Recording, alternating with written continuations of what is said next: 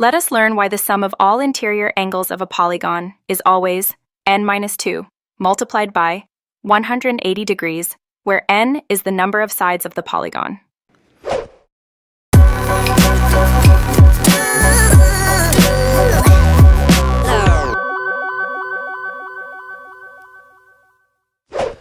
You know, in any polygon that has n sides, you can always draw n-2 non-overlapping triangles. Let us see how. The first polygon displayed itself is a triangle. In this rectangle, if we join these two vertices, we will get 2 non-overlapping triangles. In this pentagon, we can draw 3 triangles.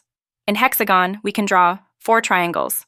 Similarly, in this 9-sided polygon, we can draw 7 triangles. Now let us observe the pattern here. 3 sides, 3 minus 2, 1 triangle. 4 sides, 4 minus 2, 2 triangles. 5 sides, 5 minus 2, 3 triangles. 6 sides, 6 minus 2, 4 triangles.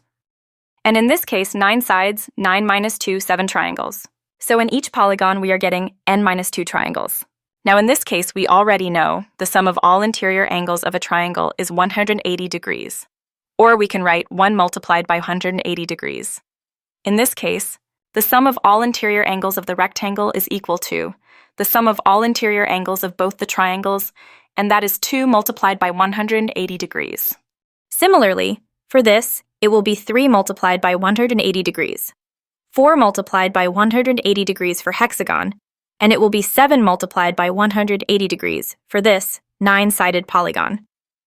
So, we can observe that the sum of all interior angles of a n-sided polygon is always equal to n-2 multiplied by 180 degrees.